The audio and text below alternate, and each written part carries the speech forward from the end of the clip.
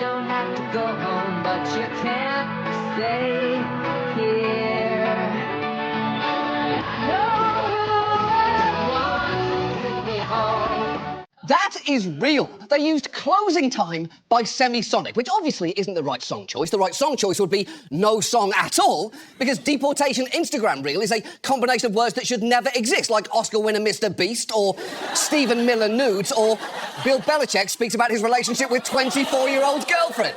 Now, Semisonic denounced that video, saying, "We did not authorise or condone the White House's use of our song in any way. The song is about joy and possibilities and hope, and they have missed the point entirely." And of course they have. Because according to the band's drummer, the song's about the anticipation of fatherhood, a song about being sent forth from the womb as if by a bouncer clearing out a bar. And obviously, Liz, we all knew that and got it from the lyrics. It's closing time, you're a baby, get out of that uterus and finish your whiskey and beer. You don't have to go home, but you can't stay here. It seems every day brings terrible news concerning deportation policy, some of which has been so surreal, local news has had to run fact checks on it, like in this sponsored segment. Tonight's Fact or Fiction is brought to you by America's Finest Carpet. Tonight, we're looking into a comment allegedly made by the head of Immigration and Customs Enforcement. A story that you may have seen today claims acting ICE Director Todd Lyons said that he would like the agency to be run like Amazon Prime for human beings. And this is true. Yeah, it is true. And spare a quick thought for that station and its sponsor, America's Finest Carpet. Because verifying ICE's director wanted to expel humans with the speed of a pack of emergency tampons on same-day delivery clearly isn't what their fact or fiction segment is for. It's for getting to the bottom of actual questions that they've answered, like sharks test positive for cocaine, woman arrested for cinnamon roll attack, and Ford creates very gay raptor, which you'll be pleased to know was very much fact. But the intention behind that Amazon Prime idea gets to something important here. For all this administration's talk of prioritising hardened criminals, in practice, it seemed to value speed, volume and spectacle over all else. Perhaps best summed up by the fact, at a rally on Tuesday, Trump directed the audience's attention to a grotesque video of men getting deported to a Salvadoran prison, being marched off an airplane and having their heads shaved, prefacing it by telling the cheering crowd those men were the worst of the worst. Despite the fact, when 60 Minutes looked into it, they couldn't find criminal records for 75% of the men on those flights. And Trump's own administration has conceded that at least one man, Kilmar Abrego Garcia, was sent there due to an administrative error. For weeks now, it has been scrambling to come up with reasons why it was OK to send that man to a foreign prison, which has been hard for them to do, given that he had a court order protecting him from deportation to El Salvador and no criminal record. At one point, Trump posted a photo of himself holding an image that had been circulating online of Abrego Garcia's hand, with labels added suggesting the tattoos on his knuckles was somehow secret code spelling out MS-13. Multiple gang experts have disputed that, pointing out MS-13 tattoos tend to feature things like the letters M, S, and the numbers 1 and 3. But in an interview on Tuesday, Trump not only defended posting that image, he argued that the letters and numbers that had clearly been superimposed were actually tattooed on his hand, and he refused to let go of that idea for an agonisingly long time. And while you may have seen small clips of this exchange, it is worth watching the full 90 seconds, because it is absolutely incredible. The man that you picked out, he said he wasn't a member of a gang. And then they looked, and on his knuckles, he had MS-13. There's a dispute. Well, wait a minute. He had MS-13 on his knuckles tattooed. He had some tattoos that are interpreted that way. But let's move on. Wait a minute. Hey, Terry. He did not have the letter MS-13. It says MS-13. That was Photoshop. So let me That was Photoshop. Terry, you can't do that. Hey, they're giving you the big break of a lifetime. You know, you're doing the interview. I picked you because, frankly, I never heard of you, but that's okay. I picked you, Terry. Hey, but you're not being very nice. He had MS-13 tattooed. We'll agree to disagree. I want to move on to something else. Terry, do you want me to show you the picture? I saw the picture. And you think it was Photoshop? Well, here we go. Don't Photoshop it. Go look at his hand. He had MS-13. He did have tattoos that can be interpreted that way. I'm not an expert on them. I want to turn to Ukraine. Terry, I want to get to Ukraine. No. He had MS as clear as you can be, not interpreted. This is why people no longer believe the news, because when it's he was fake photographed news. in El Salvador, they aren't there. But let's just go. They aren't there when he's in El Salvador. They weren't there, but they're there now, right? No, but they're there in now. your picture. Terry, Ukraine, sir. He's got MS-13 on his knuckles. All right. Okay? Well, we'll take a look. You do such a disservice. We'll take a look at that, Why don't you sir. just say, yes, he does, and, go on to something else? It's contested. Terry, you're in hell, Terry. Terry, this is hell right now. I'm genuinely shocked Trump doesn't drink alcohol because that is the most drunk at an IHOP conversation I think I've ever heard. And no disrespect to Terry, but maybe don't move on from that. I know you've got other questions to get to, but if the President of the United States is trying to tell you that this amateur hour Photoshop is real, let him go get the picture and make him say it again. Point to that Helvetica-looking M and make the President say, yes, I believe that artless M that's weirdly clearer and darker than all the other tattoos is real.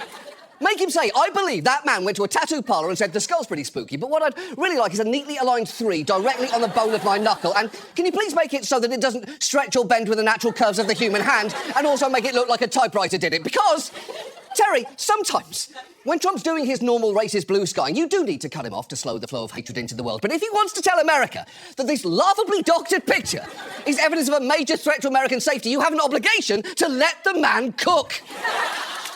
And for what it's worth, if Trump's going to hash out those claims, he probably should be doing that in court, not on TV, and after he's already shipped someone off to a foreign prison. But Abrego Garcia is just one of many horrifying stories surrounding immigration right now, from tourists being detained for weeks, to US citizens being caught up in ice dragnets, to videos like this. You can see an agent using a large hammer to break the back passenger window of their car.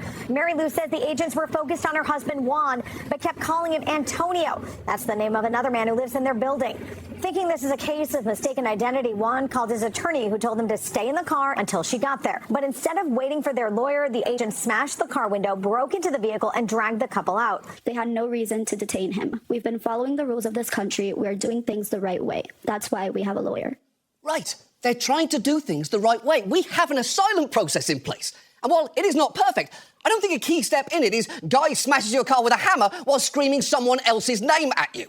But that's just the tip of the iceberg here. So given that tonight, let's look at Trump and deportations, the aggression of his administration's crackdowns, its blatant contempt for the law, and where this could be heading. Let's start with the fact Trump's off to a much quicker start than last time around. In its first 100 days, this administration has taken 181 immigration-specific executive actions, a 6-fold increase over that same period in Trump's first term. And that is deliberate. As the head of one anti-immigration group that advises the White House has put it, the plan has been to do everything all at once, everywhere, which sounds less like rational government policy and more like a knockoff DVD sold on the subway. And to do that, they've employed a wide variety of tactics. Sometimes they've gotten creative by looking through old statutes for cheat codes to expedite deportations. We've talked before about how they've tried using an obscure provision of the Immigration and Nationality Act to remove people if the Secretary of State has reasonable ground to believe their presence here would have potentially serious adverse foreign policy consequences. That is the reason they gave for arresting students like Mahmoud Khalil. And while that was clearly a targeted attempt to frighten students out of voicing solidarity with Palestine, they've also taken much broader swings, using a federal database that tracks even the slightest interactions with law enforcement to revoke visas and put thousands of international students in jeopardy. And some of the cases have been truly absurd, like this grad student who was suddenly told he had 15 days to leave the country.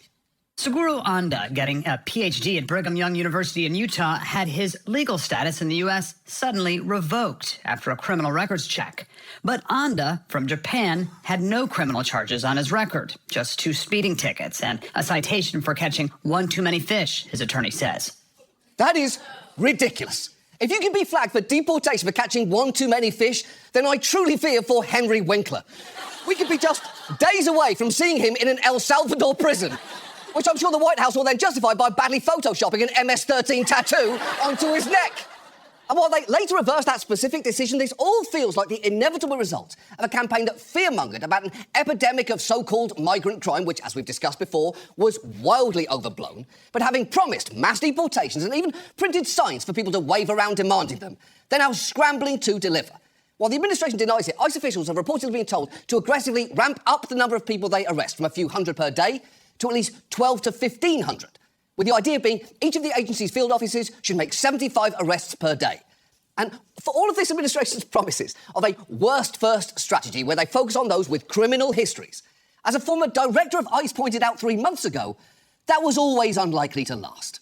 Sarah Saldana believes if arrest numbers don't increase as rapidly as the administration hopes, it might abandon the worst-first strategy and begin targeting community locations like day labor sites. That is really a big concern of mine, because that's not again, a stretch to think that might happen next. If the numbers are not coming through, let's get the low-hanging fruit. Right, and you should avoid low-hanging fruit. I tried to do that. If I were to constantly go for low-hanging fruit, I'd say that worst first doesn't describe Trump's immigration policy so much as it describes his children. But again, I've avoided saying that because I have standards, so I won't do it. And the administration now seems desperate to scoop anyone up. Police in places like upstate New York have been stopping Hispanic drivers for minor traffic violations and, if they're undocumented, handing them over to Border Patrol agents. Also, at one point, tens of thousands of people received emails explicitly telling them to please leave the United States immediately. Some of those were sent by mistake to American citizens, while others went to migrants with a legal right to be here. The fact is, what the administration is doing is sometimes targeted, sometimes arbitrary, usually blatantly racist, and always cruel, and sometimes breathtakingly so. Tonight, the administration is facing criticism from migrant advocates over the removal of 2 American citizen children of an undocumented woman from Honduras, including her 4-year-old son. A migrant rights group says he was sent to Honduras without his medication for stage 4 cancer. How is going after families with young kids targeting the worst of the worst? First of all, we said we're going to prioritize the worst for worst. You feel like that's what you're doing? Absolutely. But when you prioritize something, it doesn't mean you forget about everybody else. I just have from day one, if you're in the country legally, you're not off the table. OK, first, Tom Homan can truly rot in hell, though I'd expect nothing less from a man who clearly answered the question, what would Shrek look like as a white ogre? And while the government insists that woman chose to have her son deported with her, her lawyers insist that was not, in fact, the case. And either way, between the government putting that kid on a plane without his medication and the cuts to research at the NIH, it seems this administration's actively coming out pro-paediatric cancer. I feel there's a non-zero chance Trump's about to add a fucking brain tumour to his cabinet, and then presumably RFK's either going to eat it or point at it and say it's from Wi-Fi. But one of the boldest moves they've made to circumvent due process is invoking what's called the Alien Enemies Act, a 1798 law that allows the president to detain or deport non-citizens without a hearing and based only on their country of birth or citizenship if he decides that an invasion or predatory incursion by that country is underway. It was famously used to justify the internment of Japanese, Italian and German immigrants in World War II. But Trump has now invoked it again, saying it lets us do a lot of the things we wouldn't be able to do. He's issued an absurd proclamation declaring a Venezuelan gang called Tren de Aragua, or TDA, has invaded the United States. And he's used that as a pretext to sweep people up in raids, label them as gang members, and deport them. Some have been shipped off to Socot, a notorious mega prison in El Salvador. And if you've only seen it in Trump's propaganda videos or in Kristi Noem's grotesque photo op, it is worth knowing just how grim it is in there. Inmates are assigned to one of 8 sectors, each roughly the size of an airplane hangar, basically prisons within the prison. Once inside, it's said to be a life sentence. They'll never leave their assigned sector. Each sector holds more than 24 large cells, roughly 80 inmates per cell, but that can fluctuate. Inside each cell, toilets, a concrete basin for bathing, and a barrel of drinking water. Several rows of metal bunk beds. No mattresses, no sheets, no privacy. Yeah, it is awful in there. The Salvadoran Justice and Security Minister has even bragged that no one who enters the Socot will ever walk out. They will only be able to leave in a coffin. And you'll only be able to leave in a coffin is a horrifying statement no matter where it is. Even if it was on a sign outside a literal coffin dealership, it'd be a bit much. I get you're just trying to make a sale, but come on, tone it down. And look, sending anyone there is unforgivable, whatever they're accused of. But it's worth noting, we've not only done it without due process, in many cases we've done it without cause. Remember, on those first plane loads, 3/4 of the people had no discernible criminal record. And while Tom Homan has insisted that that doesn't mean anything because a lot of gang members don't have criminal histories, you clearly shouldn't be sending people to a Central American forever dungeon just on vibes.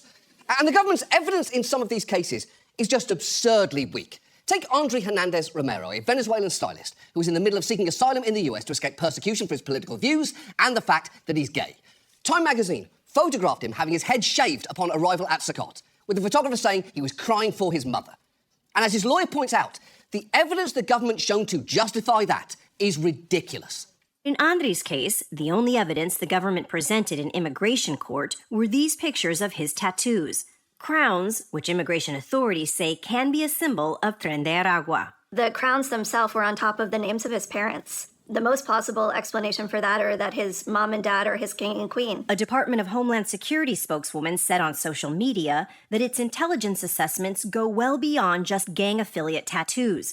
She said Andre's own social media indicates he is a member of Tren de Aragua.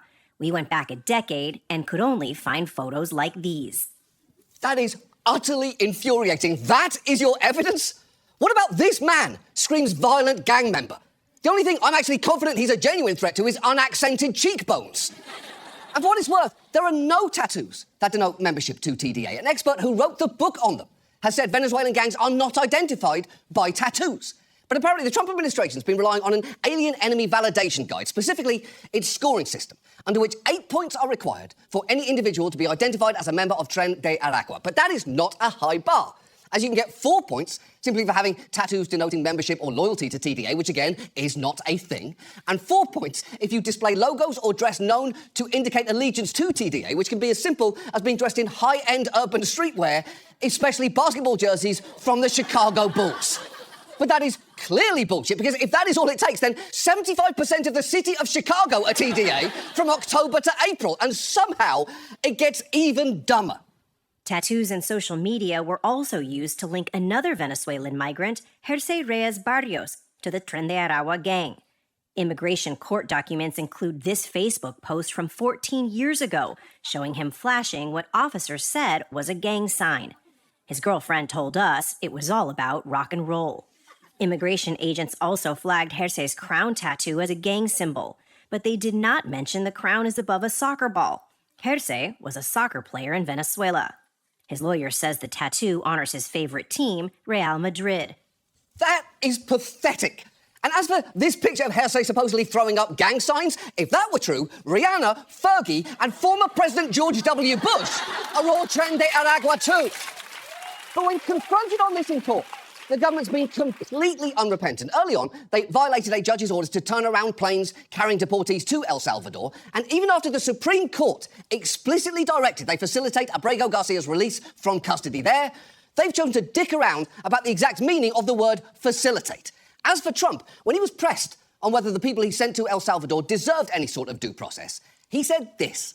You know, we have thousands of people that are ready to go out, and you can't have a trial for all of these people. And a judge can't say, no, you have to have a trial. The trial's going to take 2 years. And no, we're going to have a very dangerous country if we're not allowed to do what we're entitled to do. But that's not how anything works. You can't just opt out of due process because it's inconvenient. It's why court orders don't tend to end with, if not, no worries, you do you. And the thing is, this could all get worse, because while thankfully the courts have tried to curb Trump's use of these two acts, they've also seemed to sign off on a new diabolical strategy the administration's been using, involving a decades-old legal provision called registration of aliens. It allows the administration to require undocumented people register with the government and carry proof of that registration. And it is clearly a trap, because if you register and give the government all your information, you become an easy target. But if you don't, or a court not carrying proof, you can be charged with a federal misdemeanor, allowing them to label you a criminal and putting you at risk of deportation. And this is already happening. People have been charged in Texas and Arizona using this mechanism. Basically, they can't find enough criminals to deport, so they found a way to turn more people into criminals so that they suddenly can. It's a desperate but depressingly effective move. And that's not even getting into the other plans they've teased, from Marco Rubio saying we are actively searching for other countries to take people, to the administration floating the idea of labelling suspected gang members as enemy combatants. They've also tried to stop anyone who stands in their way. Just last week, they arrested a judge in Wisconsin for supposedly helping an immigrant evade ICE. And on Thursday, ICE made a big production out of serving a search warrant as part of an investigation into these flyers that were posted months ago with information about ICE agents on them. They even released dramatic footage of them rolling up to the house of their target's parents, who were understandably pretty surprised. Drone video this morning shows ICE agents moving into an Irvine neighborhood. Annie Yang and Yuzong Cheng are still in shock after being woken up by Homeland Security investigators. Woke up to this morning. Neighbors captured the scene outside their home. They describe hearing, "We have a warrant, come out with your hands up," over a loudspeaker. Never happened to us before. I feel like I was in a movie set or something. I mean, this is so unreal. Yeah, I'm afraid this is real life, though. 17 vehicles with armed agents did a zero dark 30 on a lovable middle-aged couple looking for a guy who'd put up flyers warning about ICE overreach. Fun fact, guess who was on site for that raid? The ICE acting director who said the Amazon Prime thing. Guess who wasn't there? The guy they were looking for, as he apparently moved to New York last month. A mistake for the record that Amazon would not make. And while that's almost laughably absurd, it's also obviously scary and extremely dangerous. And it kind of gets to the heart of all of this, which is Trump loudly selling his supporters the lie that he'll protect them from existential threats. only to further government overreach and state violence, even while deporting makeup artists, unlucky soccer fans, and 4-year-olds with cancer. So what can we do? Well, some of this depends on elected leaders, and to their credit, a number of prominent Democrats have gone to El Salvador to call attention to this, which is definitely preferable to the approach that others have taken, with some anonymous House Democrats quoted as saying, should it be the big issue for Democrats? Probably not. And complaining, rather than talking about the tariff policy and the economy, we're going to go take the bait for one hairdresser, which is absolutely enraging, especially as many voters do seem to get the clear problem with deporting people without due process to a prison for life, even in red states. Here's Chuck Grassley being confronted at a town hall in Iowa. You gonna bring that guy back from El Salvador? Yeah. Why not? Well, because that's not a power of Congress. The Supreme Court said to bring him back. The president isn't upholding the Constitution. He's defying the Constitution. You're on the Judiciary Committee. Trump don't care. If I get an order to pay a ticket for $1,200 and I just say no, does that stand up? Because he got an order from the Supreme Court and he just said no. Exactly. That man, who definitely owes a real $1,200 ticket, is right on the nose there. The president is clearly not following the law as he is required to. And look, if your elected officials aren't holding town halls, you can still tell them you care about this issue. Call them and say if they believe in due process, they should work to repeal the Alien Enemies Act and amend the part of Section 237 of the INA that lets Marco Rubio decide whose free speech is a threat. But in the meantime, we're going to need to help immigrants defend themselves. Remember, those in the immigration court are not guaranteed a lawyer. And if they don't have one, their chances are basically zero. So if you can, it is worth supporting non-profits like these that provide legal services for immigrants or local ones in your community. And this is an issue where I do think there is a practical value to public protest, because this is going to be in the courts. And those inside them need to be made aware of public opinion on this, because it can make a difference. Former Supreme Court Chief Justice William Rehnquist once wrote that no honourable judge would ever cast his vote because he thought the majority of the public wanted him to vote that way, but that in certain cases, judges are undeniably influenced by the great tides of public opinion. And I would argue the moment we're in right now isn't just worthy of a great tide, it is worthy of a fucking tsunami. Because this is an absolute outrage. And it is one where it is important to remind our elected leaders that all people